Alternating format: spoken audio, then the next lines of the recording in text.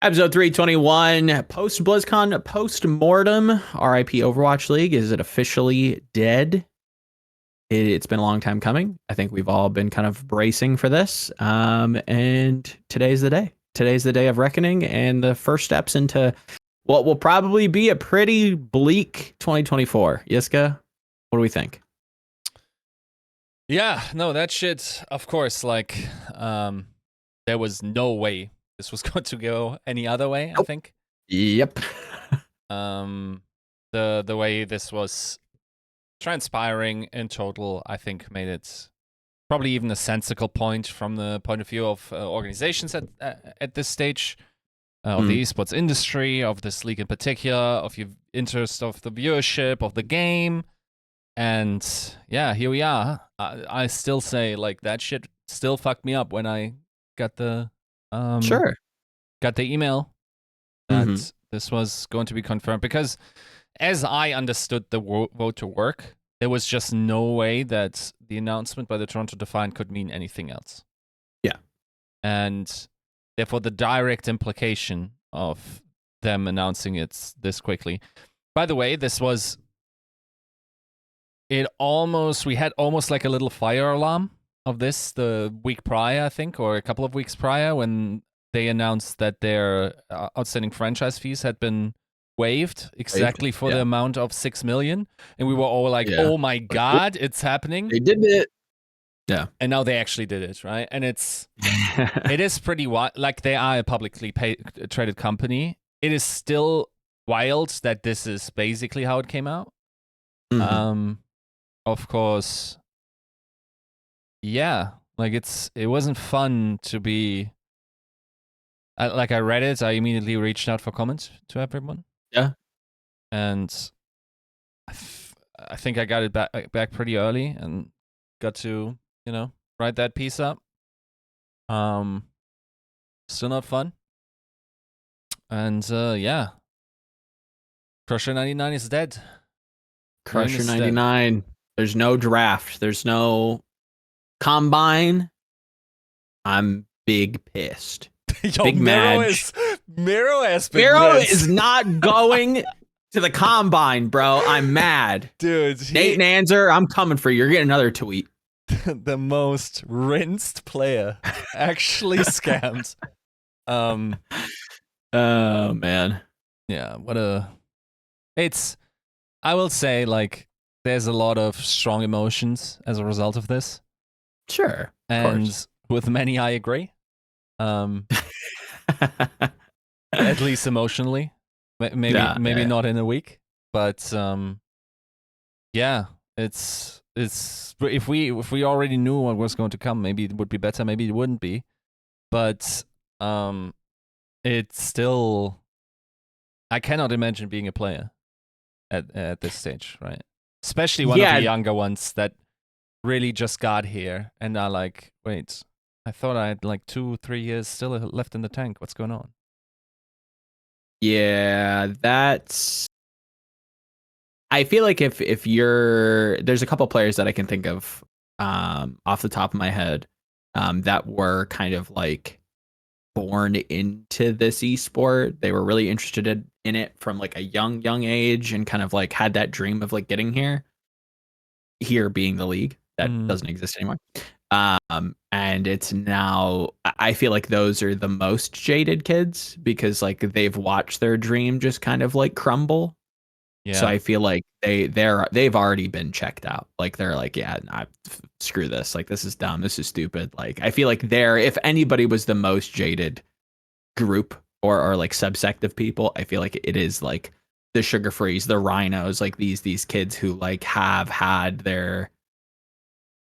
who have had very limited opportunity or almost have had no opportunity to kind of like chase after something that they've like had, to see the carrot and try to get it off the stick, like it's only been spray painted and spruced up and then they've gotten the carrot and they've turned it around and it's moldy and full of garbage. Yeah. And you don't know where it's leading, but like we know there are children of Apex, right? We know there are for a fact, actually, that there Yep. are Overwatch League champions, especially in the last couple of seasons, that were motivated to get here by watching the Roger Honks, the Eskas, the Huayus of the world. Yep.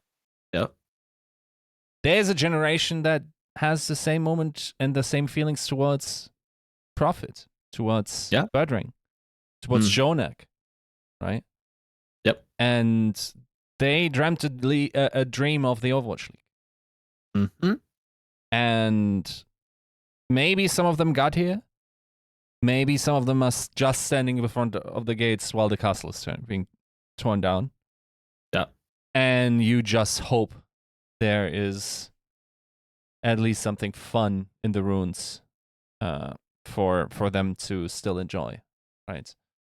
Yeah. And I heard some through the grapevines projections that people saying out loud. I'm interested in how they are puzzling these things together. I will refrain at this point from making any again, I feel like I sounded a little pessimistic. You got to understand, like, the way this was set up initially, we had a 110K average salary at some point. Yeah. With housing, with guaranteed contracts, with healthcare. Yep. In a league that largely was pretty player friendly and would let you move on if you wanted to go elsewhere. Yeah. You're not gaining a comparable ecosystem. No. Not anytime soon, and not unless there's a virtual miracle happening, right? That is gone. Now, could there be something that rivals what the league eventually became? Maybe also not immediately, but definitely not. At least in terms of the stability. No, I'm not talking about the end product. I won't make a statement there. Sure. But like the likelihood of the stability of those player lives having any resemblance to what it was is slim to none in the short term, right? Yeah. And that is the first thing I felt crushing down on me when I initially heard this was going to happen, when I heard the initiation of the vote, when I heard initial takes on how people tended to vote. It's what I thought when people were being released. And now that it's final, it's still all I'm thinking about. Yeah. And I hope that there will be a soft fall for these guys. Because I think, like, it's really... It shouldn't be too hard to empathize with these people, even though they are extraordinary in their ability to focus on something that really on the surface has limited transitional property towards the success they're going to have in life, right? I'm not saying there's none. I'm saying maybe it's also not being recognized to the degree that it helps you, right? Yeah. But, and there are individuals that lived this game for 10 to 14 hours for years, and now the carrot is gone. Yep. And that's I'm sure they're doing it for the love of the game as well, and they're going to compete wherever that is. But it still feels really rough for 100%, especially the young crowd, especially for the young champions. And no matter what happens, I did a video with GG Recon. It was unfortunate timing that was recorded before I had heard about the results of the vote. It's also, by the way, like Toronto Defiant didn't wait long to announce this. It was, I think, you would talk about hours, not days. Sure. Which is something that is expected from a company that's publicly traded. So I assume, especially given like how that went with the with the forgiveness of the outstanding franchise fees, how quickly they were there. I think Blizzard was fully prepared that this Toronto Defiant would be the ones going forward as well with this, right? Right. So yeah, it's it's really, yeah, it's a weird time. I think what I admire about a lot of these players is they still seem to be hopeful, and they still a lot of them still want to be able to do it. Of course, a lot of them also have real life, like. Oh, sorry. I just recon. Sorry, it's been a long day. I did a video with GG Recon on the future of the Overwatch League. Sorry, the future of the competitive system. And the overhaul that will inevitably follow from this, right? Like we're building a new fundamental experience, and I argue tear that shit down. We got to start from scratch. I mean, there's never been a better time to. And just as an elevator explanation, we like some choices are being forced upon us, right? We have 6 game modes. We have 5 maps. How do you draw? We need some argue just shove 2 map types into one choice, and you can pick from that pool because the map types only have so many map picks anyway, and we can do it like it was prior with a set rule set. I think that's a wasted opportunity. I want more agency to be given to competitors and just get away with the weird map archetypes order being set, right? Number 1. Hero bans will have to be adjusted towards what kind of competitive ecosystem and format we are getting and what kind of gameplay expressions we will likely see from that, but it should be on the table. Right? Like as soon as we see that there's a rigid meta forming again, based on balance, based on the competitor's ecosystem, based on a lack of quality practice and everyone just holding on to the thing that they know, you roll that shit out and at least try. First and foremost, what you got to do is 2 things, though. The first thing is you got to put players first. And the second, players storytelling first. And the second thing is you got to find an algorithm in order to find out how this game wants to be broadcast. And the algorithm is competition by several different teams that are really thinking hard about this and competing against each other in order to come up with the best competitive format, right? You fund them in some way, and you more than anything, you give them creative freedom to do so. That shit should have happened before the Overwatch League. We never... Because there was a lack of competition in order to find out how this game wants to be broadcast, and any competition that it had was absolutely like helicopter parented from above, giving stringent ideas based on, not on empiricism, but only on whatever you thought was going to work, while you actively have no idea how competitive ecosystem works. And it's still a staggering degree to which degree Team 4 does not understand the competitive scene and will absolutely ignore the pro player base and not talk to them. You got to find a better system. You just gotta let go of whatever system is running there. You got to let competitors figure it out. You got to let the market dictate what kind of innovation the broadcast wants to have. You want your game to speak for itself, how it wants to be broadcast. You want to look at what the audience vibes with. It is possible that this comes up with a system that's much more like broadcasting BRs, where we're following individual players during competition. It's possible that voice is active. It's possible that casters will have to adjust. It's possible that we're primarily going to follow co-streamers. It's all a possibility, right?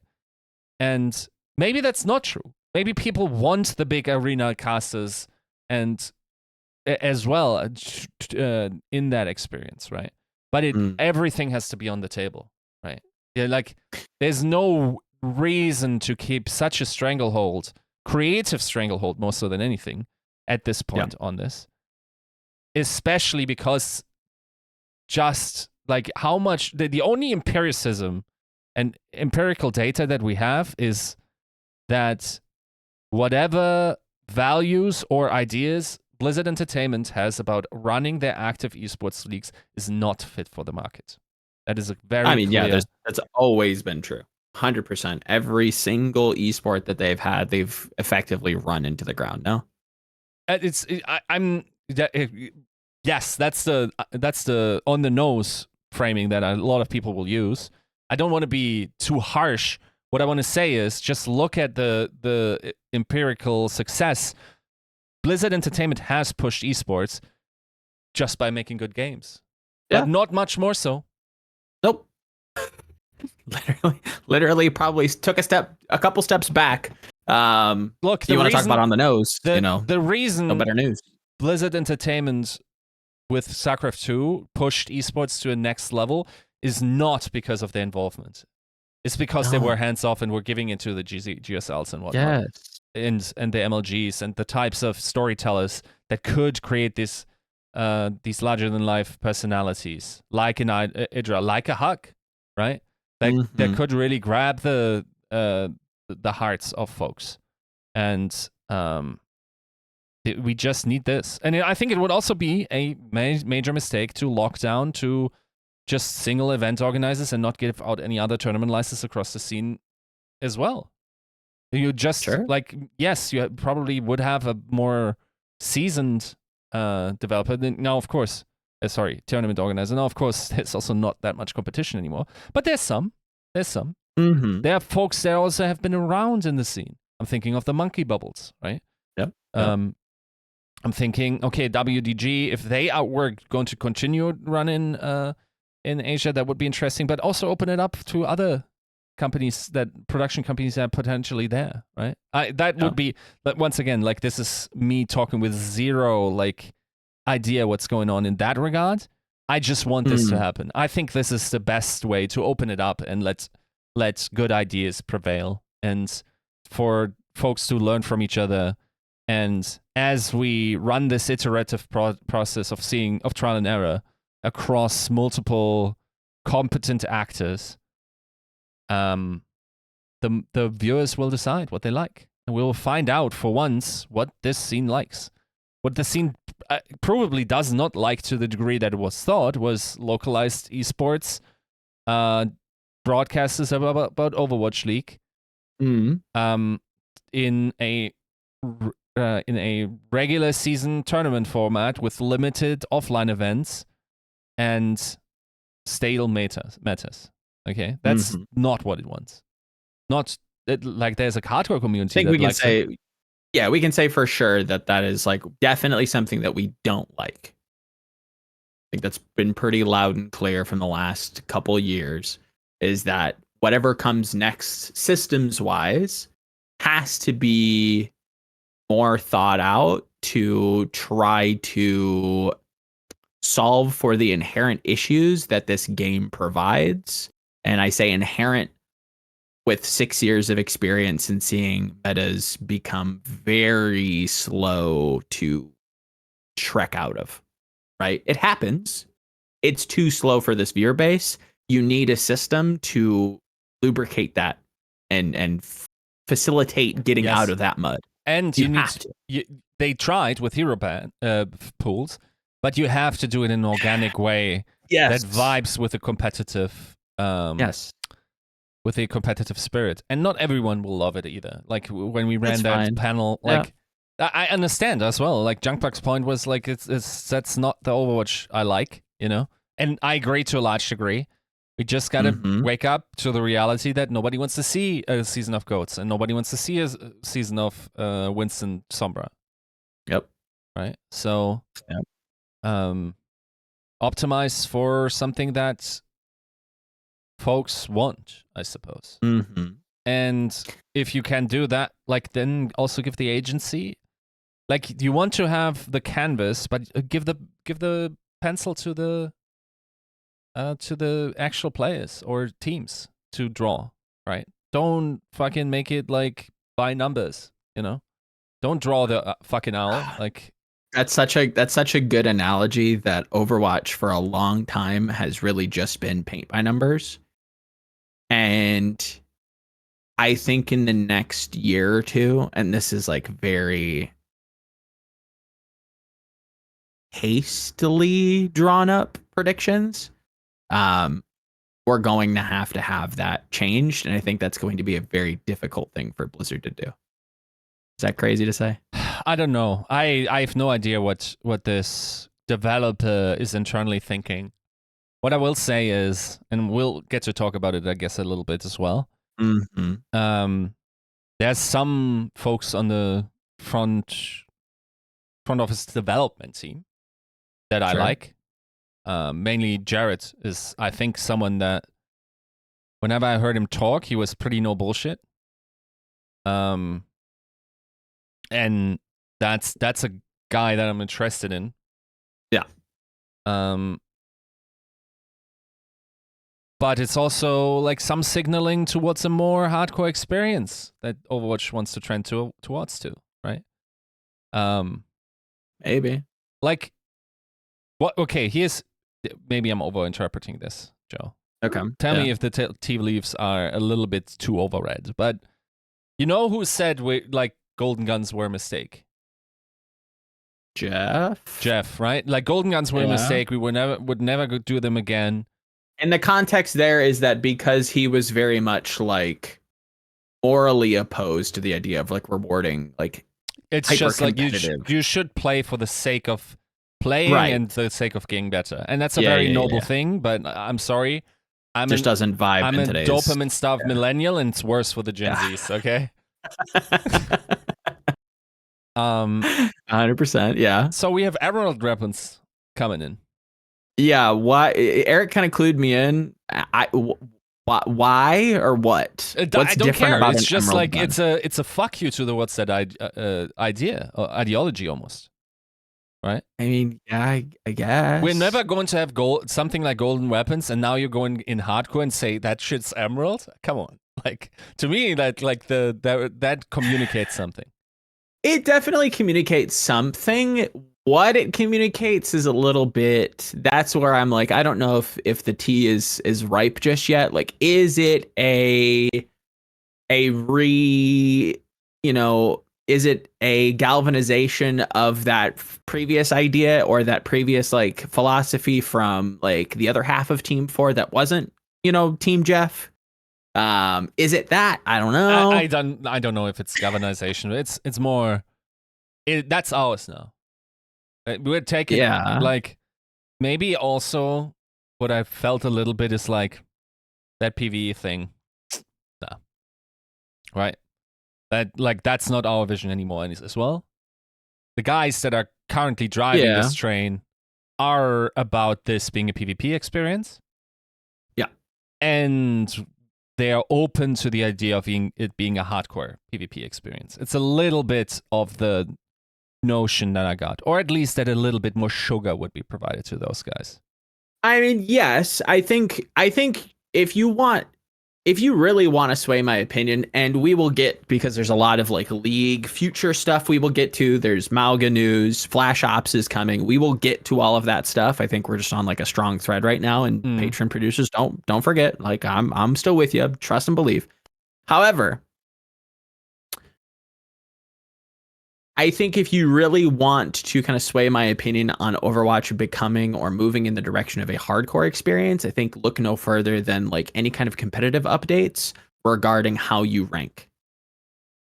Am I crazy? Again, I have not kept up with like ranked updates or competitive updates in a minute. Yeah, no, we got huge news about a new competitive I've heard that there's new news for the system, and maybe you can kind of like synthesize that out.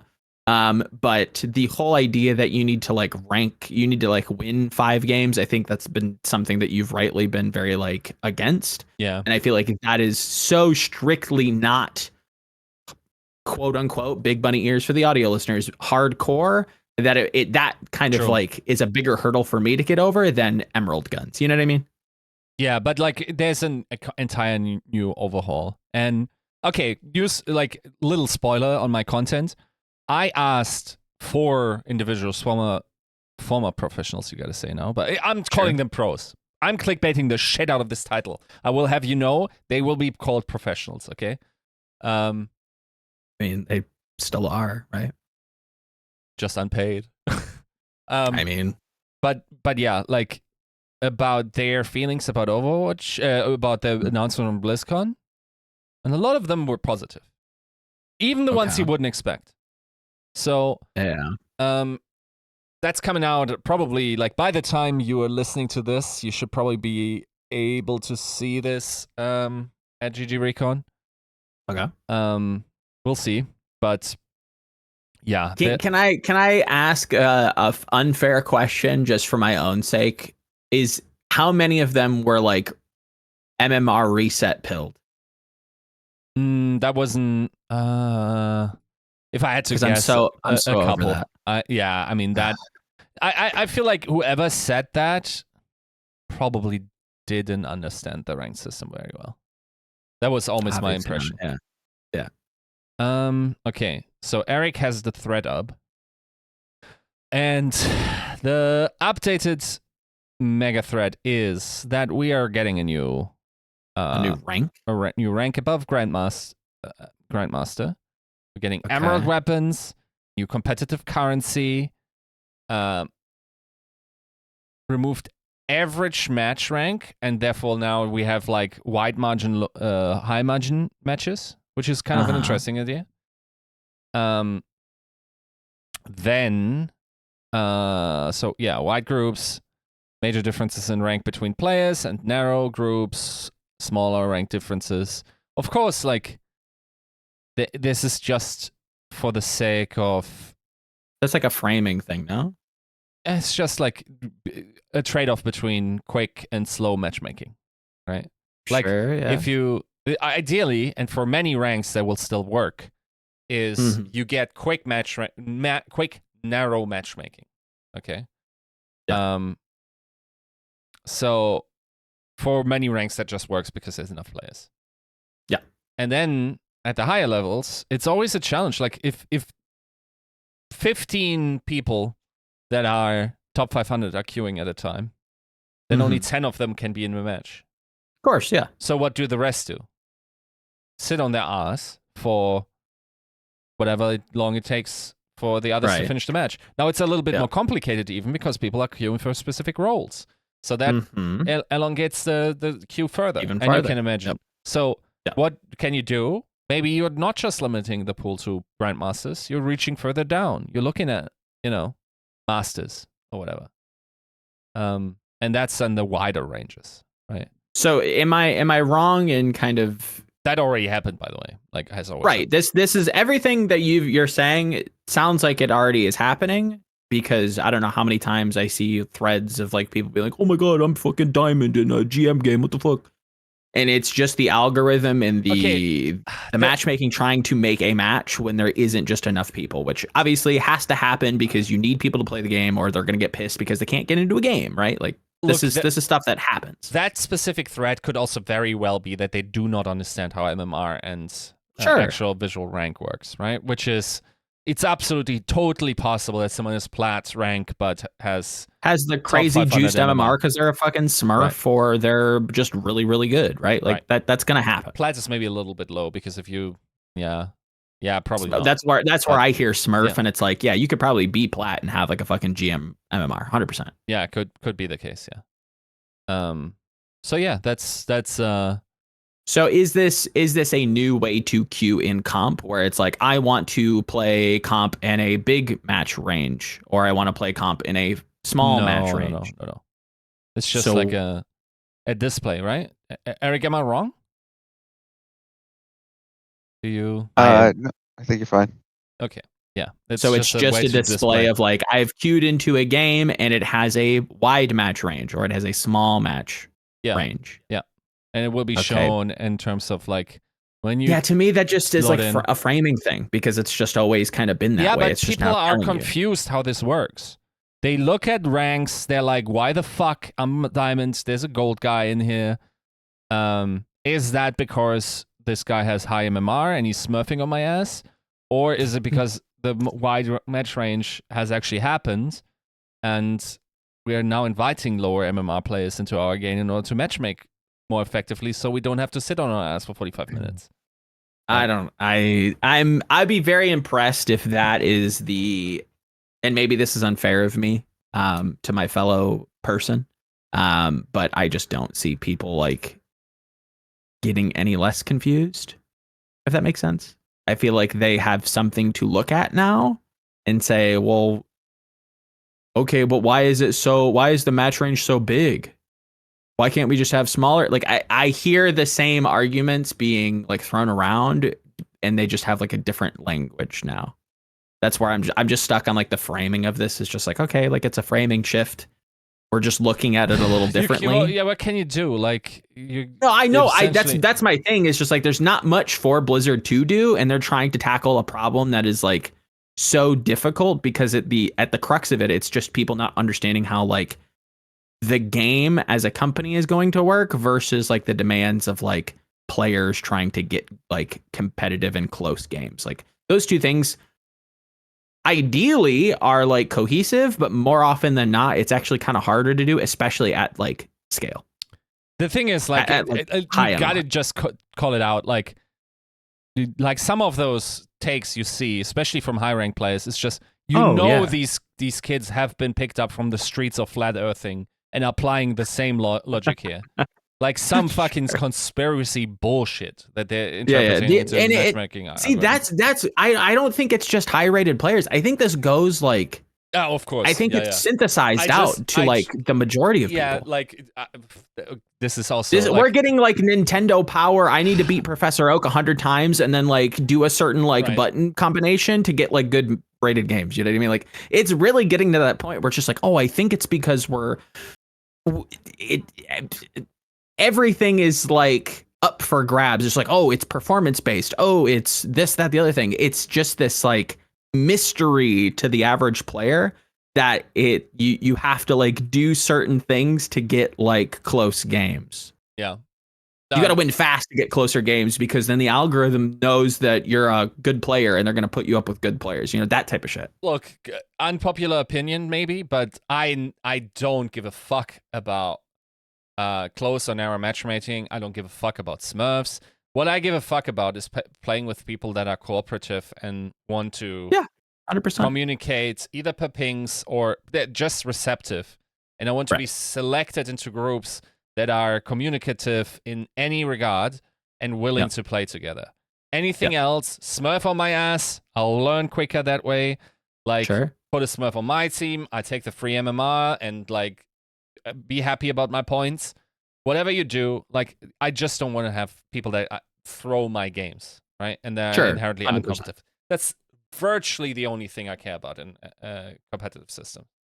I hate to always just bring up Big Brother Riot, but I do think that their system of, and it's something that, you know, StarCraft did a while ago, the automated tournament, you know, function where like you have that, like that's the ideal like system, is that you have people willing to band together to compete, have those like communicative games where everybody's kind of like actually trying to play the game the way that it was kind of meant to be played, not just like one tricking something, or throwing your game or just, you know, smurfing or whatever.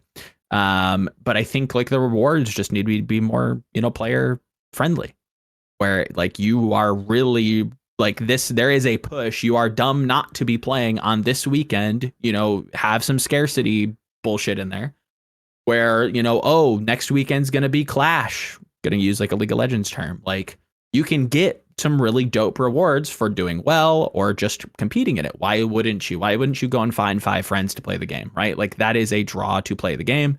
And I think that is a transformative experience for Overwatch. Is you know, am I wrong in saying that?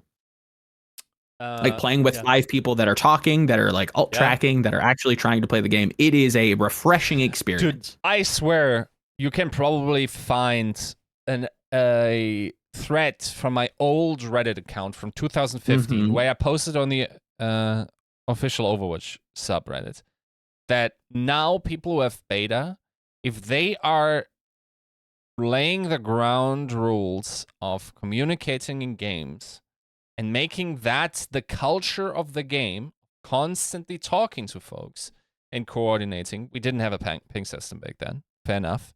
And I think it's also fair to say that I totally understand that some people do not want to use voice, and for good reason. Sure, yeah, 100%. But, like, for everyone who feels comfortable, they should be using that tool all the time. I feel like what has happened is has been a slow creep, like basically inversely correlated with rank. Like the higher you went, the more people chatted. I felt like for a while in early Overwatch, I felt like I always had people talking. And then it like then plat was like the cutoff, then diamond, then it was masters, and like now you even hear like top 500 rarely talks unless the people know each other, and it's sad. Like it's like yes, the ping system has helped a lot, but it also took away a lot of the flavor. And I get it, especially from the folks that will get shit as soon as they talk and as soon as they like make available their linguistic profile, because they are shitheads and they ruin everything. But it's still sad. Like I still would love to have just a much more open experience. I think, like for instance, Counter-Strike, interestingly, it always kind of worked. Yes, like you, of course, like with European gaming, there comes always some toxicity. Dude, as long as this guy is not standing in my op shot on purpose or is trolling me, throwing mollies on me, like I don't give a shit if he curses me out in Russian, right? Yeah, that's a cultural thing that's just different, I think, here, that people just get. I think myself included, like it definitely like tilts you, and by tilt I just mean like it affects your game. Like it changes the dynamic. And not to get like caught up on that, but I do think that is a little bit more cultural. There's some deep cultural roots that makes that more palatable for Europeans, and I can only speak for Americans. I think it's just not. For a while, like NA queues were more fun though.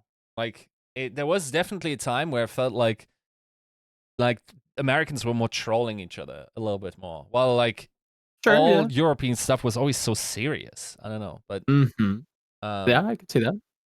Yeah, I don't know, that completely derails on a little bit, but yeah, like I feel like that's it's really hard. It also, like, it feels like League of Legends has now capitulated towards the toxicity and it's just there. And once again, I don't even really, and I don't mind if you mind, but I don't give a shit if someone that's your something. opinion. You just don't care. Like if you're being like a toxic asset, especially to minorities, I will say something. I'm sure there are records of me just completely popping off. I remember one event where not me being the asshole, but like some people just going off on a woman, I think, and and then I got the guy in the next game again, and I just completely lost it. So yeah, like that happens, but like in general, I think the gameplay is the toxic aspect, and that's also something that disproportionately affects marginalized groups, and that like 100%. as soon as they give up their identity or linguistic profile, there will be assets that will just play worse, and it will absolutely affect their rank, and they will absolutely troll your game, and they will absolutely like get you in the next game and do the very same thing, and they will like as much as they will care about winning and whatever in all other contexts, they won't in that, right? In those situations. So yeah, fuck them, hard ban them, put them in a queue that they play each other, ID ban them for all I care. But I feel like that's really the thing that ruins my matchmaking. Not necessarily stomps.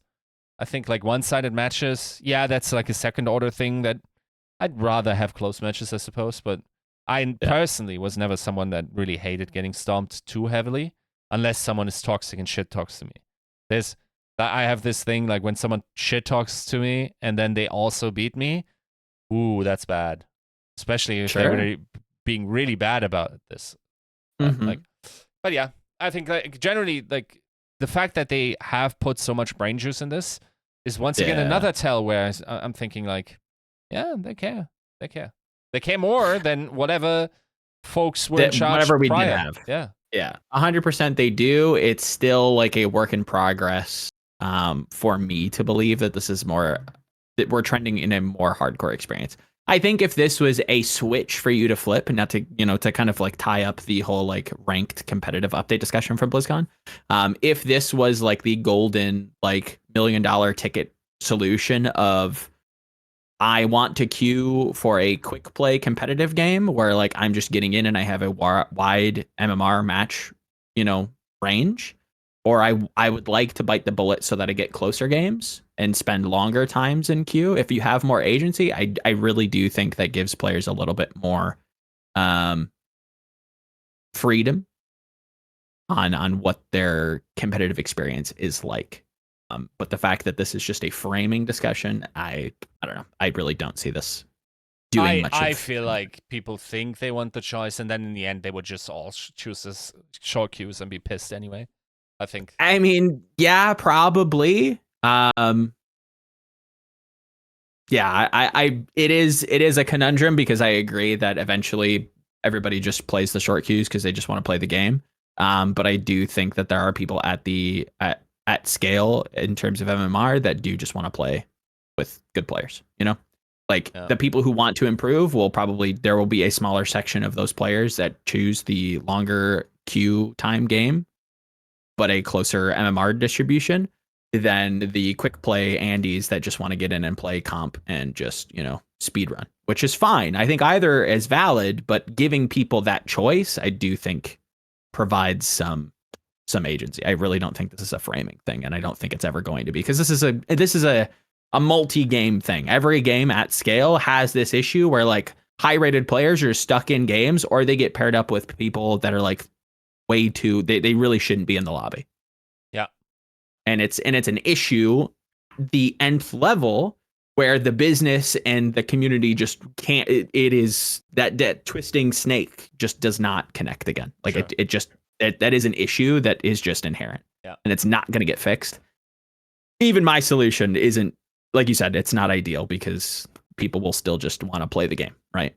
Yeah. It's the difficulty. But what doesn't need an IP ban, and who doesn't need a hardware reset, are our patron producers. I'm sorry, we've gotten a little off topic. 42. Yeah, we're literally almost an hour in. And we have to thank you guys. You guys make this show possible. Thank you for your continued support for 321 episodes. And that thank you goes to Battlecry, Refund, Bean, Bronze, Babu, Hal, Picasso, Lotion, Porktype, Sammy, Rexane, Volamel, and Sugar High. And our YouTube members, Blave, Bliss, IMDRW, Brother, Adam L, Ice M, Jello, Fire Element 6, and AK. Thank you so much. And if you can't support the show monetarily, download it, leave a comment, all that good shit. BlizzCon. Yes. A lot of news. Uh-huh. We did get the competitive update. MMR reset. If you enjoy that, please dent your own head. But we did get hero stuff. Yep. We did get hero stuff. Mauga. Initial thoughts, because I have opinions. Also a thing I asked players. Also one content cuck me. So that's also going to be in the thing. Personally, do you want me to give you my take and you can tell me where I'm hot or cold? Sure. Okay, I think he's useless. And what do you want me to do? Am I hot or cold on the opinions of pro players? Yeah. I think he's fun. Like I think he's like super fun, and I think he'll be a fun time in like ranked on the ladder, but like there is nothing here that like makes me interested in the slightest. Yeah, I feel that. Honestly, for the fact how long this guy was teased, I'm just going to talk about character design. He's not that fun. It's not that interesting to me. I thought like he looked a little bit darker in the ways he was teased, no? Is that he looked a little bit more aggressive, more ferocious. And now he's just like a cheeky, happy guy? Oh, okay. So you're saying from like the teaser, he's just a little too like jovial for like the... Like I feel like over the years, we got so many little, Mauga things. And like, he's not what I thought he would be based on those. But maybe I misinterpreted. I don't know. I haven't actually seen the teaser, to be fair. No, the teasers over the years, the things that we No. I see what you're saying, yeah. But like from the like origin story video and the gameplay, like what I'm hearing is that the new development videos that we've gotten after his release just don't necessarily line up with what was necessarily kind of like portrayed in those teases in the past from like Baptiste's backstory and stuff like that, right? Yeah. Yeah, I would probably agree. I think they're a little too like cartoony and funny, and that's kind of another thing that like Overwatch is. Not to open another can of worms, we still don't know what we want to be. Are we gritty and we're tackling like if you go back and look at like the Sigma trailer or the teaser that he was like this like crazed scientist and it was kind of dark and it was a little like spooky and then he's just like toes. Yeah. That's it. You know, there's such a tonal shift from like really gritty hardcore stuff to like he's just a jovial Samoan guy and he has two chain guns. I feel Isn't like that kooky? I feel like as soon as you introduce the idea of skins, like especially the ones that we have with like fucking unicorns and shit, like that shit is just out of the window anyway. Like you're just, I'm sorry, like okay, I have some really bad, but like I don't know, like. But isn't that kind of the fun that like that I think is fine tonal shift and this is far too in the weeds. If you like shit like this, please let us know because I feel like I try to stifle this as much as I can to try and get on topic. But if you do like this stuff, let us know. Yeah, I think like skins are like a fine tonal shift because it's like fun to poke at and play with a hero that like you shouldn't have Urgot dressed up as a magical girl. You know what I mean? You shouldn't have Mauga in like a unicorn I feel like onesie. that just like again like League works as a storytelling in Arcane. I didn't think it would work, but yeah, because it's so far removed from the experience of the game. But like that's not true for Overwatch because it is a first-person experience and it is like the graphics are reasonably what you would expect from any kind of media to come out, and the cinematic trailers as well, right? So it just directly translates. Like yeah, like especially like the Sigma stuff is just like, yeah, okay, that's just, I'm sorry. Like the problem is my brain is currently completely destroyed because I only have references that are way too edgy to say out loud. Okay, yes, like 100%. He's apologizing for the thoughts that are getting caught by the filter that he just cannot it's say. Insane. Like, and I'm like, brain, let it go, let it go. Okay, next one. Oh fuck, this is worse. Like, 100%. That being said, Mauga feels like a production of the increased development cycle to me. Where I think they've had a really hard time in the past developing tanks. I think Sigma and Wrecking Ball in particular probably benefited the most. Ramatra to some degree probably was the one that they got right, but I feel like tanks are going to be really difficult for them to develop with the demand for increased tempo and hero development. And I think Mauga is kind of that first like gamble. I feel like tanks are always going to be a gamble from here on out, especially if we see them ever increase development speed. Tanks are, you don't expect much from a tank because it is really difficult to get a novel experience from a tank that also works in the framework of Overwatch. If that does that make sense? Where it's like you look at Mauga and it's like you are a like, and we kind of talked about this pre-show. Like you're a roadhog. Like you're an effective like thick DPS. Yeah. Yeah. That's it. I don't disagree. Yeah. It's really hard to get right, and that's not a critique. That's just like a fact of the matter. Do you think there's theoretically a like just like you don't have to say anything definitive, just like a feeling? Do you think there is a tank design that you could push that would bring about a new archetype of comp? A tank, a new archetype. Probably. Because we're having some kind of trifecta, right? Dive. Yeah, I would say rush. that like poke, dive, rush, in some sense, like you can relabel those however you want, but like I think that we have kind of settled into a triangle, and I think it's really difficult to even speculate on what something else could be that isn't just like a reframing but slightly different. You know what I mean? It's sort of like coming up with the fourth piece in rock, paper, scissors, right? Pretty like how much. would that shit even work? Yeah, you're looking at like you're you're getting into the realm of like a tank that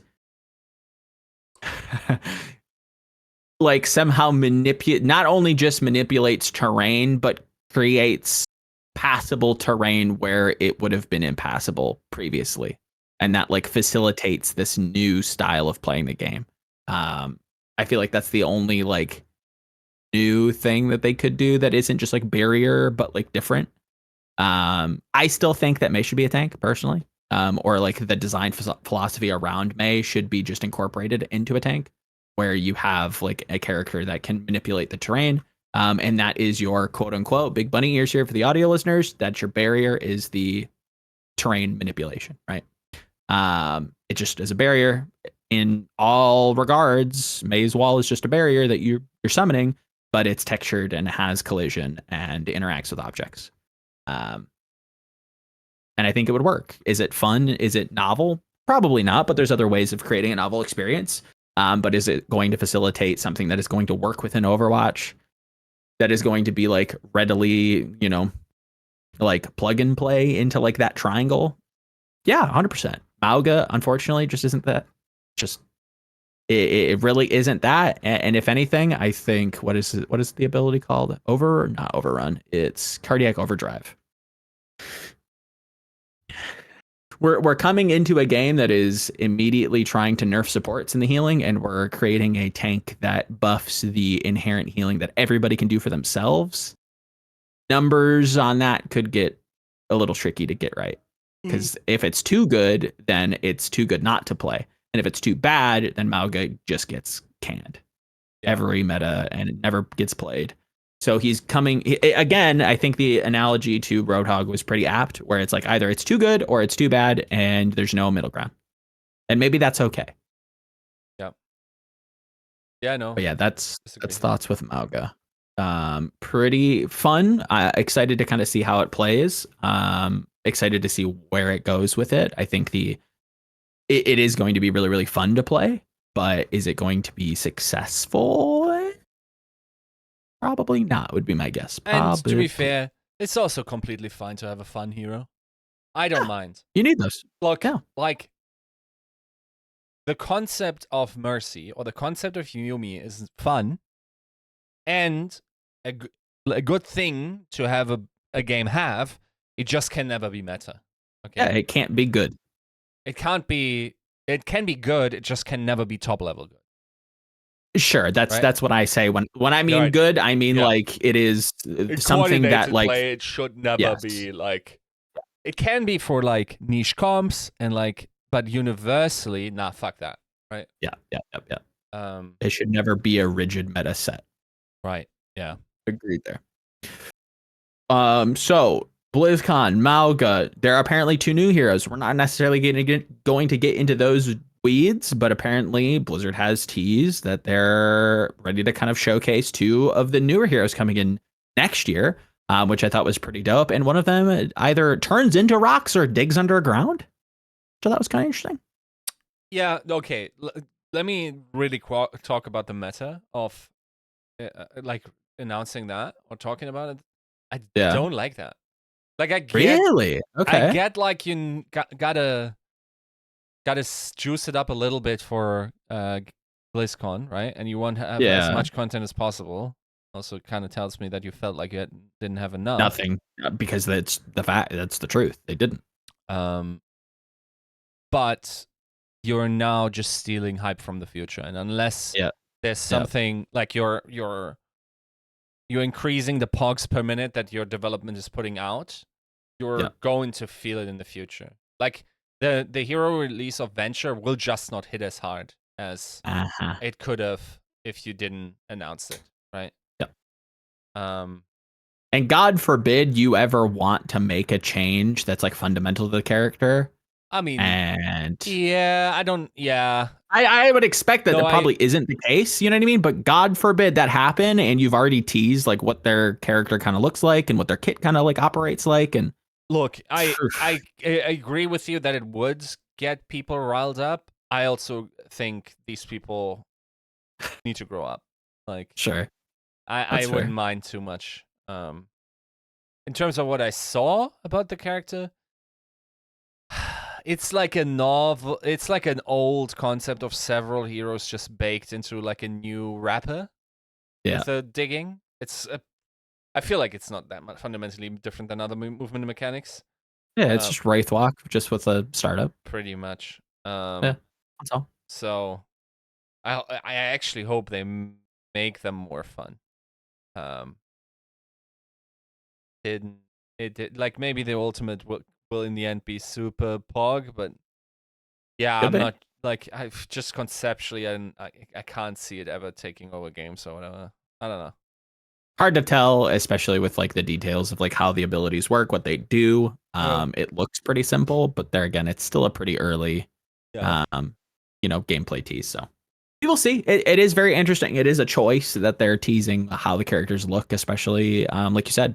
Some of the fun of new Overwatch heroes is like how Alari was teased, where it's just like, oh shit, new hero. What's this look like? Let's analyze the footage. Let's go frame by frame. What do they look like? What are they? Like the fact that it is kind of like teased out like by a couple months, it is a little it's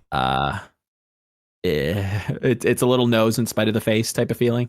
Yeah, I don't know. Like you could have just released like the art, and then you see the drill, and then people can piece it together. I think that could have. I would say bits and pieces of the art. I think even the decision to like showcase even what like the concept art of the characters look like prior to like confirming that that's what they're going to look like, is a bit of a look. It's a also lower pogs per minute.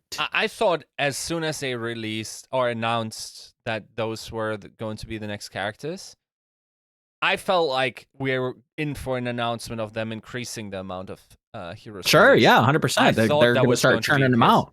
But then they said, no, that's not going to be the case. This is just what's in store for 2024. And I'm like, I don't like this. Mistake. Yeah. Big mistake. I'm not too happy about that. I think like you just, unless there's really something cooking to, which I would say, why would you not tease that? Yeah, not tease that. And maybe no, I think your read was right. I think they just thought they didn't have a lot, so they had to like pull emergency. It's possible, or like maybe they actually agree with our assessment and they have some bangers, but they don't want to take the hype of those, and that's low probability. But it's the steel man of that decision here. But yeah, I think I mean we're getting new content. Right? New content is good. Everybody loves a new toy. That's one thing that, if we want to talk about what the viewership and what the consumer wants, we know damn well they want a new hero and they don't want new maps. We can definitively say that with high degree of certainty. Yeah. Another thing that we do want is some competition. We did just have probably one of the closest competitive tournaments in recent memory, that being the 2020 World Cup. Did you happen to catch any of the World Cup, Yiska? Prove me wrong. I caught the final. Got the final. Okay, better than what I thought.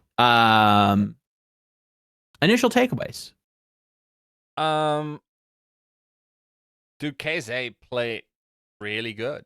You can't hate. Like, that's not a fluke win. No. They had really solid fundamentals.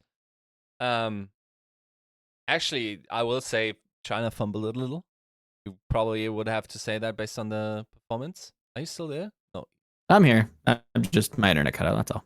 Based. But yeah, like I think generally speaking, I think like I caught like Korea, China as well, but not like super actively. Finland's against Korea is also really surprising score, even though I'm not sure how much they cared at the end there, the Koreans. So yeah, I mean I'm happy. The viewership was really solid. Pro streams popped off. Yep. It's not my cup of tea, but I'm all right. Like if there had been a possibility to interview, I would have.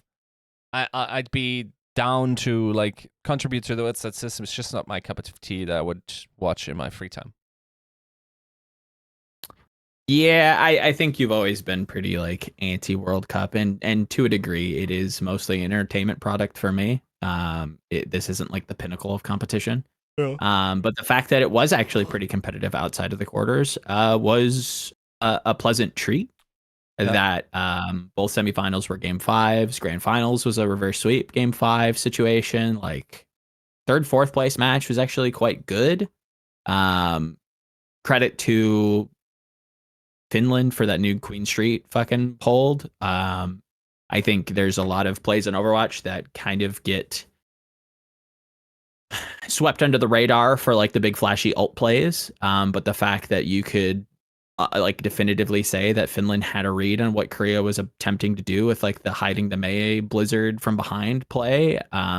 Flipped a coin, hit heads, and found the Mei and killed them before they could ice block in Blizzard was a nail in the coffin for Korea. It was a genuinely incredible game. Did see it live, thankfully enough. And if you heard "Let's Go Finland," what was it? What did we cheer? We're doing some of the cheers. So if you heard that on broadcast, shout out to us. Yeah, no, super dope. Great games. I didn't stay for the final because I don't know if everybody else understands this, and I kind of was doubting Kenobi when he was trying to explain this to me because I think he was there most of the day. Team China fans are everywhere. If China is playing, it triples capacity. I'm not kidding. I was like, yeah, okay, like because I came in during, I think towards the end of Finland, Saudi Arabia on Sunday or Saturday, whatever the fuck day it is. And I sit down and I'm like, oh wow, like I'm actually kind of surprised that it's at capacity pretty much. Like there's not a lot of like dead seating. And he turns to me and he's like, oh, you should see Team China. They travel really well. And I'm like, okay, yeah, but like, I'm sure they do, but whatever. Like, it's only like 2 bleachers. And he's like, no, they, it's like kind of absurd. And I'm like, I don't know if I believe you. And then we get to like the end of the third, fourth place match, and security is like unironically like having to like shift their protocol because of how densely populated things were. Like they were having to like kick people out because they were like incessantly like trying to like sit in like fire escape areas, right. And like it was a mess. And did you explain to the impressive. people that attended that you're Contenders China analyst from 2019? I'm just so no, not at all. A spot. No, I didn't. I quite literally claimed your spot on the throne. Okay. I gave that life up long ago, my friend. Was it 2019? When was it again? 18. I did a year in 18, and that was or a season, not even a year. I did a season in 18. I was like, this is not for me. I actually don't like this, and gave that up. So yeah, no, did not pull my Team China card at all. And yeah, no, it was a good event. I was, pleasantly surprised that they kept some of the production value. I think they tried to accommodate for the arena, which is something that I don't think a lot of people realize is that, yeah, guys, like we're not going to be in the Overwatch arena. We're going to be in a soundstage somewhere. Like it was a little different, but it was also still like they tried to, I don't know if this was like appropriately like shown on broadcast. But they tried to keep the 360 fan attendance. They tried to have like the stage look the same. A lot of that stuff was still kept, so I was happy to see that. But yeah, no, World Cup was dope. Credit to the players from Saudi Arabia doing incredibly well. It was exactly what I kind of was worried about with China and Korea. The 2 dive teams playing against that Sigma style. It was going to be a battle of styles, and one of them was just gonna outpace the other. And as much as there's a certain famous coach that says that dive is perfect Overwatch, that's a difficult Overwatch to play. What's not so hard? Hitting a rock and killing that target. You know what I mean? Like there is a fundamental like just ease of execution that I think the players from Saudi Arabia really executed on. And China just couldn't keep up. It's tough to operate when your tanks are just dead or your supports just get kind of like shot in the head. Like it's tough. So credit to them. They fucking did a bang up job and went on a miracle run. And yeah, no, just really, really dope story. Credit to him. Talk to me. How was two things. How was BlizzCon generally? And then were you there for the Canada thing? Didn't go. Can't. No, I have no idea what went on. Wait, Is this in real? Okay, what? You didn't So go? so the story of my BlizzCon experience was I was going there to like hang out with people, but then somebody couldn't make the final day, so they just gave me their badge and I like showed up for like a game and then I left. Okay. So like I wasn't there for BlizzCon, but I was in town for BlizzCon, if that makes sense. But you were in the arena, right? Like yeah. I was in the convention center. I had a badge for a moment and that was it. Okay. So yeah, I it was BlizzCon. It was packed. It was full of people. That was fun. Nothing coming up to this was like super interesting from like Blizzard news perspective. I didn't catch the opening ceremony. Kind of didn't care this year. A lot of that stuff was kind of just sleeper. Seemed like a holdover year. I know that like Phil Spencer was out there with Microsoft and whatnot, but no, I have no idea what you're speaking about when it comes to Canada. Is this in relation to the production being a little delayed because they expected it to be a 3-0? Is that? Yeah, like they scheduled in a way that they thought Canada was going to, according to Super, was going to get stomped. Then they won a map, and therefore they couldn't broadcast the last map, and they took the entire broadcast, including in the arena of the last map, and showed the ceremony instead, right? Yes. That is typical of BlizzCon in the past, where they usually, if I'm remembering this correctly, and folks in the comments can correct me if I'm wrong, but for live attendees, you really don't have activities until after opening ceremonies is done, because it is played in every hall. So the convention center is developed or divvied up into like different halls where like this is where like WoW Arena is going to be played, and this is where StarCraft's going to be played. Obviously, that's not what happened this year, but like that's kind of the idea. You can find maps of BlizzCons in the past and kind of see this drawn out. But every hall has opening ceremonies being played. Like that's where attendees will go to sit. A lot of Overwatch fans would go to the arena because immediately after and preceding the opening ceremonies, that's when World Cup would start. The fact that they started prior to opening ceremonies and wanted to still try to make opening ceremonies convention wide, probably a mistake. But this is also probably to try to not have the players in the convention center all day long and most getting into the night. Not that that makes it okay, but yeah, it is kind of head ass. I remember like I think we were out to lunch and I was hearing people like kind of whisper about like, oh, like China USA isn't even being streamed because they're still doing the opening ceremonies, and it's like, yeah, that's kind of dumb. That's really, really silly. That is not smart. So whatever decision maker decided that is kind of dumb.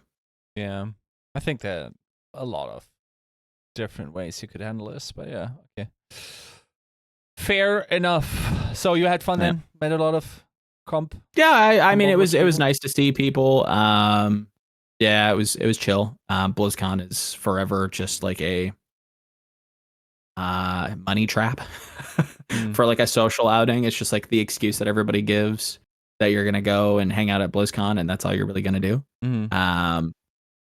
There's really not, unless you're like a big Overwatch pilled or a big like Blizzard pilled, or like you desperately need to like see your team play at an event, or you want to see a final for something, or you want to get some merch. It's probably not worth going. I don't know. It's worth going once, just to have that like Blizzard mecca. I know that that's something I grew up as a kid being like, oh, wouldn't it be so cool to go to BlizzCon? And it was cool. And then it's like, yeah, okay, like I'm not really spending any time in the convention center. We're just like running around, like drinking, eating, hanging out. Maybe we'll watch a game or two. Maybe we'll play a demo once or twice, and then we go home. Like that's it. It's nothing crazy. Honestly, like my thing is, Gamescom feels worth it because even if I caught streams of Gamescom, I would not be able to see all that is to see, right? I absolutely could just read online what Blizzard is showing. Oh yeah, in terms of BlizzCon. the social experience I get, meeting people, Mhm. like I think that's probably the biggest value that I could see. Just folks It having is, a reason to go there. I personally would rather go to a tournament and then meet there, and then also have constant like one guiding experience and like share something there. Mhm. Well, like I think the different panels would rather rip groups apart because of differing interests rather than Yeah. staying together. So and it's just stupidly expensive in a stupidly expensive part of the world. So Yep. I personally like if I had the to make the decision, like guys, let's meet up at a DreamHack or Yeah. let's meet up at BlizzCon, it would be an easy call to make, I think, for me. Oh, 100%. Yeah, agreed. I think tournaments are definitely way more palatable because it's like a collective, like, yeah, we're all interested in going to like this one thing, and it is one thing and not like a bunch of different things where it's like, oh, I wanted to go. Not that very many people like that like are in and around, I think both of our like social circles like are interested in going to like panels and stuff. Um yeah, there is that like divvied up like, oh, you have people like going to see World Cup and like some people want to go play the demo for like XYZ game, and like it's just a little too much stuff. Whereas a tournament is, finals are always fun because it's like BlizzCon but like way cheaper because you're just going to like a place and you're not going to L fucking A. So yeah, agreed there. But yeah, fun experience. Met and saw a lot of people. That was fun. And yeah, credit to KSA, killed it, did well. Sad to see. I saw a lot of tweets, and Kenobi was echoing this a lot, that Team China, the most consistent team in World Cup history, just always second. Always? Never winning. Not always, but I think for the last couple of years, like placing on the podium but never getting gold. Kong Line. Kong Line, Silver Blood, baby. Shout outs. If that makes sense to anybody else but us. Yeah. Yeah, no G. There's a good chance we have some in the Probably. audience. I know Eric does. Shout out Eric. That being said, Overwatch World Cup is finished, and the other thing that is finished is the Overwatch League, like we've mentioned. And I did kind of want to raise a couple questions as to what comes next. I know that you brought up a video that is live on GG Recon. If you want to get like in-depth views from Yiska's point of view, definitely check that out. But I did want to kind of raise some questions that maybe this video answers, but I want to kind of like get your thoughts on these. A couple people from like our community definitely like had some interesting takes on like what a couple of other pundits, namely Plaid Chat, have been talking about. And I kind of wanted to raise these questions that a couple of them had brought up, but was very interested to hear your side of this. As somebody who I believe is quite MTX pilled, is that an end all be all for the future of Overwatch Esports? No, and I think it's a little overrated by even org owners in esports at large. Okay. There is that's not okay. Here's the problem with things saying over and underrated, because I assume people have an accurate, as what I think is accurate, rating and of what everyone else believes, and then I'm rating that against the org ownership. So I think everyone already believes that it is a viable revenue stream, and that if the product is good, people will buy it. And I believe that people understand that this works to a large degree in other esports. But, and that's a big but, I hear a lot of org owners like say like, oh, if if a developer doesn't offer this, we're out. I understand. Like, it's a revenue stream that you're not getting. And I think you might make this as like a rule, and especially if you want to apply pressure. I just think like we're not in a situation where the fact that it's esports is necessarily adding enough reason as to entice a viewer to buy the thing. Okay. The added value of the MTX thing that you're buying being esports product is not driving sales to the degree that folks want you to believe. Can I raise an eyebrow at that? Is there room for improvement to shift that opinion? Well, the problem is that someone ran a gigantic test about just that, which was the international. They ran the test of like subtracting the like Dota always had the compendium. Yeah. They said this is going to contribute towards the TI pool. And the compendium, you get a fuckload of stuff out of it, right? And the compendium gave a fuckload of stuff. Right. If you give a fuckload of stuff and you do not tie it to TI, do people still buy? And if you offer something that is exclusively an esports product that does not have all the ton of stuff, do people still contribute towards the prize pool in the same way? Yeah. And both of those answers are clearly no. The prize pool of TI was, I believe, don't let me lie. Let me look it up real quick. It was like fractional, right? TI prize pool 2023 was for anybody million. that was 2022 was 18 million. Yeah. Or almost 19. 2021 was 40. Okay? Yeah.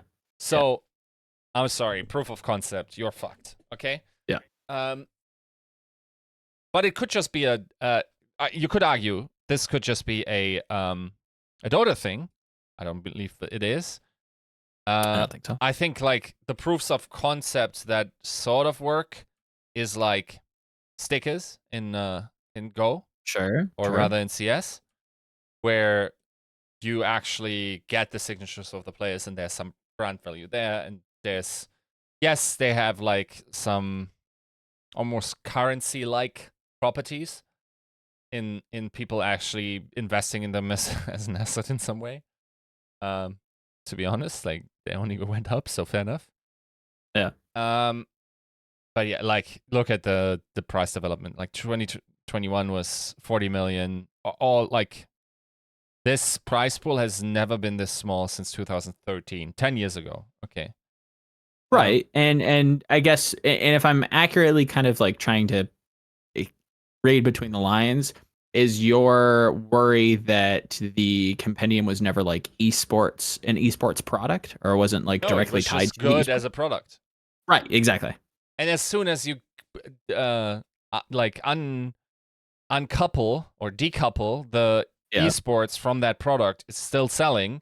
And as soon as you offer up a product that is still tied to the esports and still contributes to the same goal, the people see that the value proposition is much lower and only contribute a fraction towards of their recreational spending because they're not getting the good shit. Okay. Right. And that's, I believe, also true.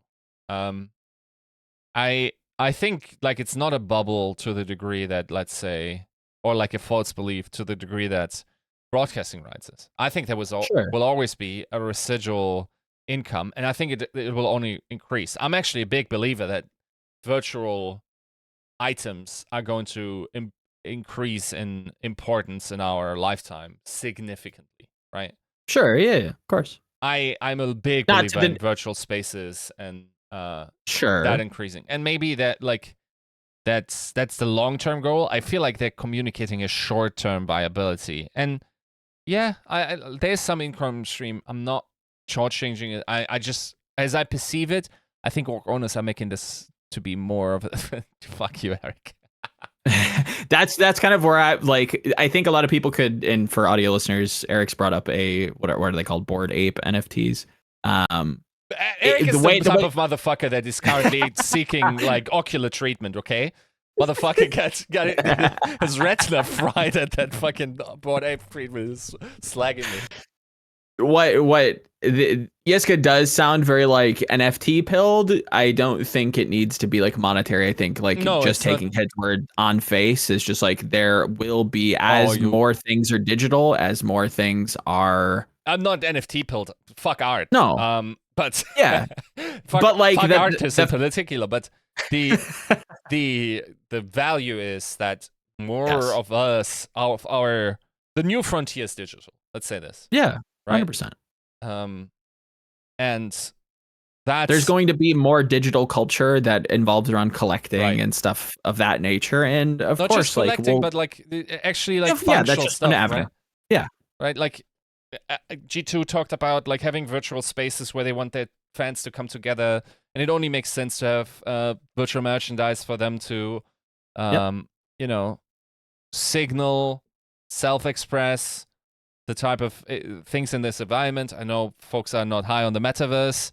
I think it's probably a wrong idea of what folks think, but over long and short, we will move inevitably into systems that allow for more virtual connectivity. I think the best selling point of that is remote work and how you want to have a compromise in virtual spaces. But yeah, I think over long and short, this will increase, but it's currently probably overhyped in what you can necessarily expect. In some esports, is a huge thing, just because the system is as it works as a virtual currency in CS, and their orgs are seeing a big up. It also works to a very large degree on Valorant. That is predicated on the fact that the developer recognizes it as a marketing expense and therefore is willing to lose money on the individual items, which could feasibly, not only are they subsidizing the esport, therefore creating the brand value for you much more so than in other esports, it is also willing to forego their immediate income in order to build a scene where more actors are in, because they believe in the long term they're creating the new Olympics and have first dibs on it, right? Yeah. They are in the long play, and on top of that, they're not a publicly traded company that has to answer to any shareholders, and they can actually burn money out of a belief that they can do this, right? Yeah. So it's a very fundamentally different system, and if you ask me, I think fairly you would also have to say, do you believe in virtual items? It depends on the system they are entrenched in. Sure, that's fair. Given the culture around virtual purchases in Valorant that are totally acceptant of arguably inflated pricing, that's much more feasible than it ever was in Overwatch. And we're starting from a background of a lot of free shit. I actually was kind of surprised how relatively unproblematic or I didn't see too much headwinds for the price points of the Seraphim skins. Yeah. People are willing to pay up, especially if it's a good product, as CS has shown us, as Valorant has shown us, and as Overwatch is tending to be. Were you for that in the arena for that concert? God no. Why not? Don't care. Wait, aren't you the K-pop guy? Aren't you the guy that's just stimming during crouch? What listening to? Yeah, every once in a while, I do fancy me some K-pop. But if I'm not going to be live in audience, then I can just watch this as a YouTube video, because that's all that was available seating wise. By the time I was in the arena where that was going to be live was packed. We're not getting a seat. So that was just off the table, and I don't even think I would go anyways. Say yes or no. Okay. Boomerang or no? Yes or no? Boomerang, yes or no? Yes. Okay, Eric, go back 5 seconds. In the no.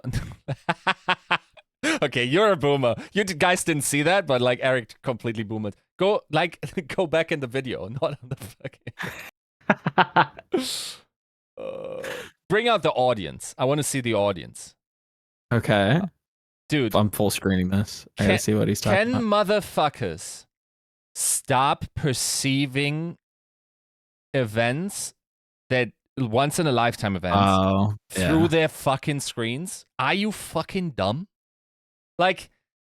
There are state-of-the-art cameras in the room. You can watch that shit on YouTube. You can probably even see and point towards you and go like to your stump friends, look, that's me.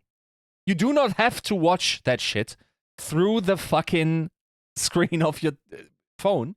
You can actually just vibe with the moment, actually give off some emotion.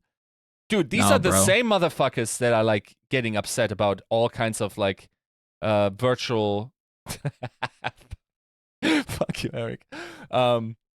Like all kinds of virtual content creation, and in the end, like, I'm sorry that you're watching through your little virtual window while being there present. I never understood it. I will never understand it. I do not understand people that are doing it in my generation.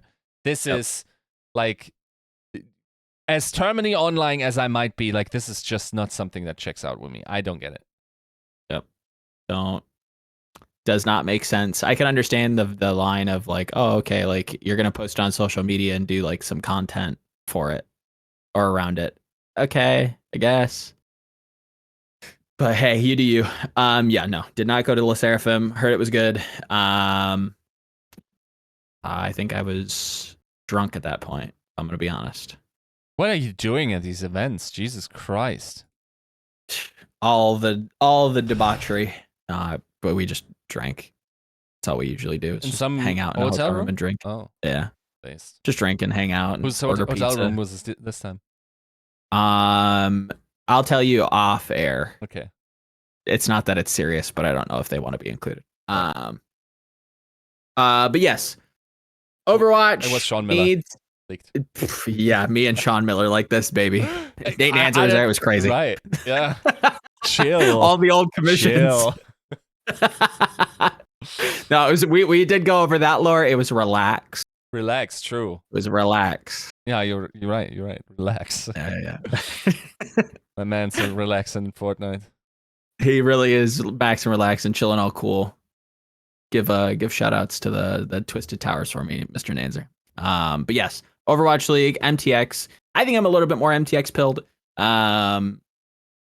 Partially because that's what's going to keep orgs around, right? Like, I think I agree with you in principle, but if we're really starting from ground zero this year, and I really need to stress that a lot, because a lot of people are just kind of being like, oh, well, this year, next year is going to be rough. Yeah, it's going to be rough because we're literally resetting the esport. Yes. And that's how it really should be treated. And I worry that isn't how it's going to be treated. I also agree. Yeah. Partially, maybe this is still a little nitpicky, but like taking, for example, Flash Ops, which does start this weekend, folks. Just so you know, we don't want to talk about competition. We want to support Overwatch Esports. Flash Ops is happening this weekend. It's, this is now how Overwatch Esports is going to be consumed. It's going to be, every other weekend. There's going to be like a little event, and we're going to have to like kind of tune in. For now, so anyway, again, yeah. The thing is, by the way, just so I have this out there, I would temper expectations for some of those rosters, because there are a bunch of players from the leaked screenshot, also from Shy, that have a bunch of players in Saudi E-League. So I assume a lot of these stacked rosters also have deep rosters because they expect some of their starters to be there. Yeah. And there's a decent chunk of overlap in terms of how long these tournaments run. So we're unfortunately not getting the absolute best selection, but decent chunk of those rosters still will be very beefy. Super competitive, very strong. And this is, again, as much as these have not been necessarily super I don't know how seriously people took them in the past. I think that's going to be something that we're going to have to shift in terms of a culture. It's like, oh, these are just the events now. Like, this is our tournaments. Like, this is stuff that there's no minimum contract for kids to just sleep on. There's no oh, well, the Overwatch League is better. It's like, well, no, there's no more Overwatch League. There's no more minimum contracts. Like, this is how you're going to be making a living. This is how you're going to be chasing further opportunities as players, as talent.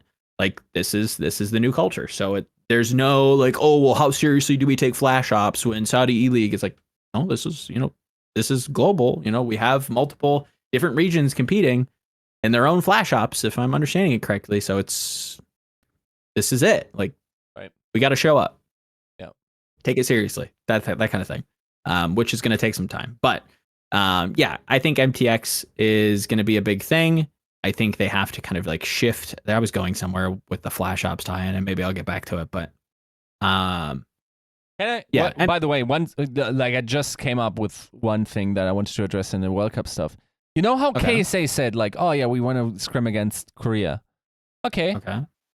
Let me tell you, as Scrimbox tea leaf reader, bro, that's the old Dallas Fuel. What the fuck are you saying?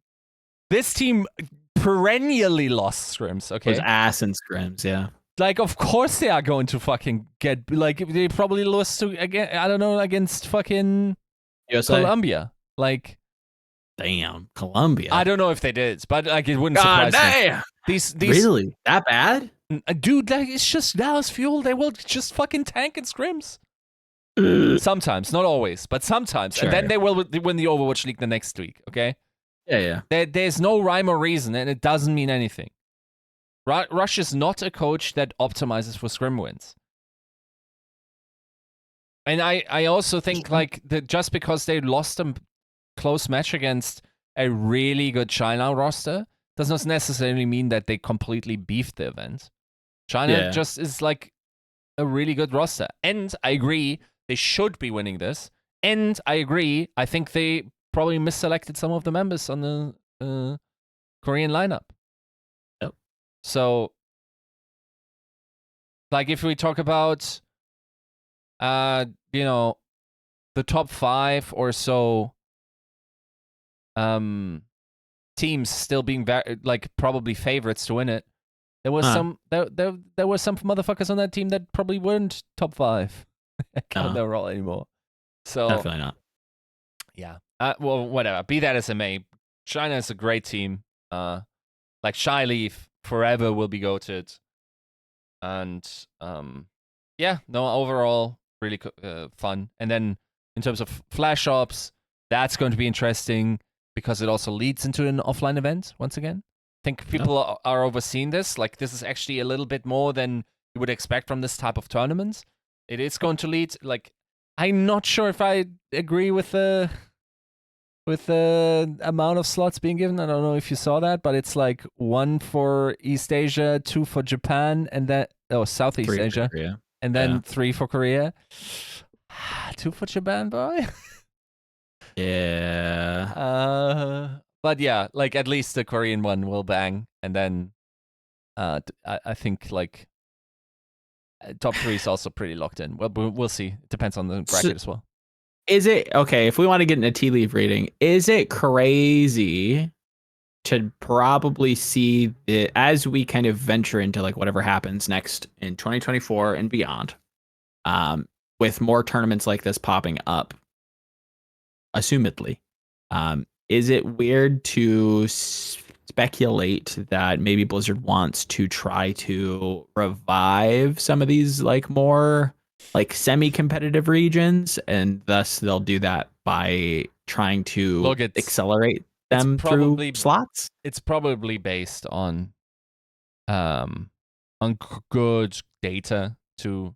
I just think like, do you need that much in the entrance, that many slots necessarily? I'm not sure. I'm not sure if there are 2 competitive teams in all of Japan that could even take a map of any of the Korean teams, like even remotely, maybe even get a point of them. Sure. So we'll see how that develops. But I agree fundamentally, it's just maybe you need other systems to first develop these leagues beforehand, because it really feels like, I don't know, you're putting little Timmy in with a Terminator, and I'm not sure how much little Timmy is learning there. And maybe League fans can tell me if I'm a dumbass for either misremembering this or making this up. But I feel like a lot of like smaller regions when it comes to like Worlds, I say this because like Worlds is happening for League of Legends. But I want to say in the past that some of the minor regions have like put a very, very high value on making Worlds because of how much growth that team and those players will get with competing and getting scrims with some of the best players in the world. And I feel like as shitty as it sounds to say that, it's just like, oh, well, you get the opportunity to like meet with the CEO of X company, and like I do feel like there is an intrinsic value that isn't necessarily like tangible when it comes to like having a team from SEA compete and having, you know, some of the Japanese teams come over and compete against assumedly some of the best Korean teams there are, which should just be some of the best teams in the world. So I do think that there is more there than I think people realize. Maybe it's a little bit different in Overwatch. Maybe, obviously, two different products, two very different genres of games. So yeah, maybe a little different. Because yeah, no, they really shouldn't and probably won't be very competitive. But there's value there for sure. I do hate the fact that Flash Ops is just the same old map pool, the same old system. Like that's not giving me hope. Yeah, fuck we that. need to really blow this shit up I and agree. just Yep. Yeah. We're not doing it right already. Yeah. It like I want to see new tournament structures. I want to see hero bands. I want to see top seed, have a Swiss format and seed the groups, and then higher seed picks the game type and lower seed picks the map. Yeah. However you need to do it, experiment. This is it. I feel like the next 2 years is where Overwatch Esports experiments. Like you said, I think you hit the nail on the head. We need to test for what viewership and what the viewers really want. They will vote with their eyes, and we move from there. I think we all understand that esports is an individual product, that where we focus on players and player stories and individuals. That has to be reinstated. But when it comes to formats, stop trying to. The league is dead. We have closed that chapter. We are done with it. If there was ever an opportunity to experiment, it would be now. The fact that Flash Ops is not experimenting does not give me hope. Yeah. I also just want more small events. Like I want to take TV again, right? Like yeah, 100%. Stuff like this would be really fun. Sure. Yep. It would be super, super cool. And that's where I worry about another thing that I wanted to circle back with that you commented on towards the beginning of the show was helicopter parents. I will not comment on alleged or maybe reported on suitors for the future of Overwatch Esports. But if you want to talk about helicopter parents, I feel like they also might be one of them as well. Alas, we still have a helicopter parent, and I think it's pretty obvious that Blizzard is still helicopter parenting Overwatch Esports, even though they've, effectively closed the Overwatch League. Here we are still with, again, it's Blizzard's event, so I'd imagine they would want some say so, of course. But why does it need to be the same? Why does it have to be everything? That's where I'm just like, they're just so rigid. They just don't want to change it. They think it's just going to solve itself. And I think that I think everybody's expecting like 2025 to be a success. I wouldn't put it. We can't put a number on this. This really has to be. The timeline is whenever Blizzard stops trying to be a helicopter parent. Pretty much. That's when we really get off the ground and we can really grow. But until then, we're going to be stuck with the same format that nobody really likes all that much. Because if we did, then we'd watch. Yes. When we focus on players, when we focus on telling stories, that's going to help and that's going to bolster viewership.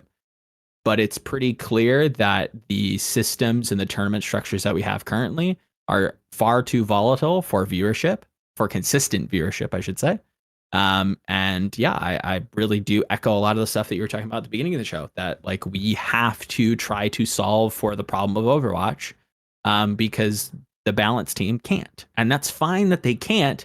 But why should we just throw up our hands and say, well, we can't do anything about it? I find that to be laughable. I find that to be absurd. And I think there are ways to experiment with tournament structures and systems to alleviate that. So the fact that Flash Ops is not doing that, it's a little sad. Whatever we have, I don't know if the Saudi E-League structure has been announced just yet, so I can't comment, but it's I really hope to see more experimentation. Yeah. No, I don't disagree. All right. I think that is pretty much it. We will not go into rosters just yet. We will save that for another day. Right. And yeah, we will probably come in next week and do some in memoriam best of content for some of Overwatch League era style awards. Maybe we'll say we'll do some rank downs. Hopefully, we can procure some guests that will be experts in their individual fields. But that will be for next week. I think that's pretty much it for this week. Yiska, what's coming down the pipeline? Well, okay. So first, the one is like, how did professionals in the Overwatch League or in the Overwatch Esports system perceive the BlizzCon announcements? We're continuing to do some content. It's sort of like, thinking out loud what kind of ideas are important. We're going to do a lot of like explanations on how Overwatch Esports as a game works. I'm getting in a little bit more into feature writing. I'm really that, but I will also say I'm evaluating myself. What the future holds, and yeah, we'll see. Like the next couple of weeks will decide that.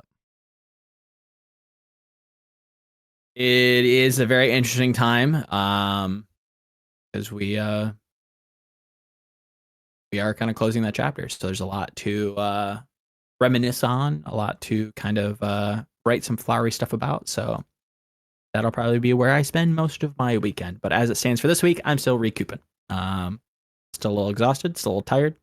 Letting the brain rejuicify.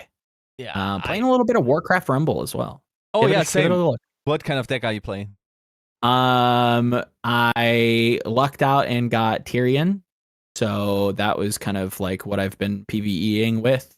Is there like a tier list of like? There's stuff out there. I think right now it's definitely Baron Rivendare. That is like, I think everybody agrees that like it's incredibly popular and it's very good. That's what I'm playing.